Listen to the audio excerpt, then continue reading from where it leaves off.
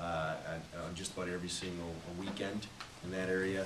The biggest thing was, because it's tough because you have a convenience store, the QD, and then you have the convenience store, or the party store right there in that lot, Vons, is that there's a letter of trespass that gives the police department the authority to make an arrest or not make an arrest, and not all the businesses were cooperating for that letter of trespass. So that presents a problem because you do have, you know, law-abiding citizens that go into the party store and aren't causing any problems at all. It's the people that were loitering around, the Little Caesars and the taco trailer moving out of there, at least temporarily after those time limits, has helped that tremendously.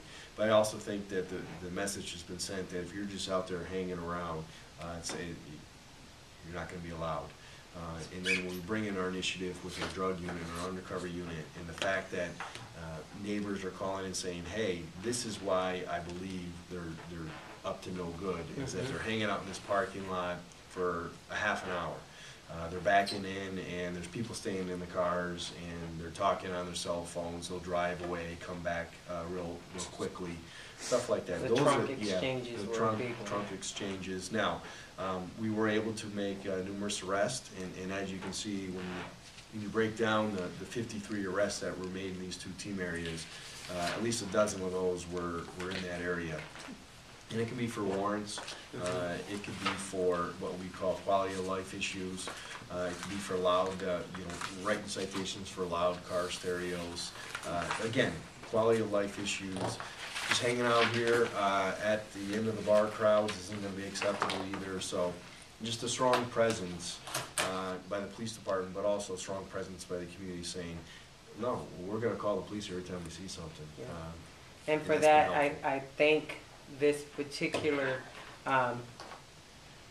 collaboration of neighborhood associations and representatives, because it came out of here. The concern came here, the pictures came here, and we began the discussions. We know that it was at your attention, but then you were at the very first meeting when the pictures were handed out, and we followed that through. And that is a part of why there is such strength in this type of a meeting, is because it didn't just come from one individual. We began to have a lot of people pay attention and begin to send feed information to the police department, which was extremely helpful. So I celebrate that as a victory. We still have a long way to go. We still have a lot of other issues we have to address, but the fact that they are on notice, that we're paying full attention and we have our eyes squarely on them, I think is huge. Yeah, and it talks, sometimes you talk about solving crime issues or neighborhood issues is what we call environmental redesign. And one of those that happened years ago is when you remove the payphones out of there. If you remove a trailer, or if you remove a business, and put something more accessible for the neighborhood, instead of another party store or another check cashing place like we've talked about before. I mean, it's things like that. Environmental design and redesign is what get to the root of the problem. What is causing all the extra traffic?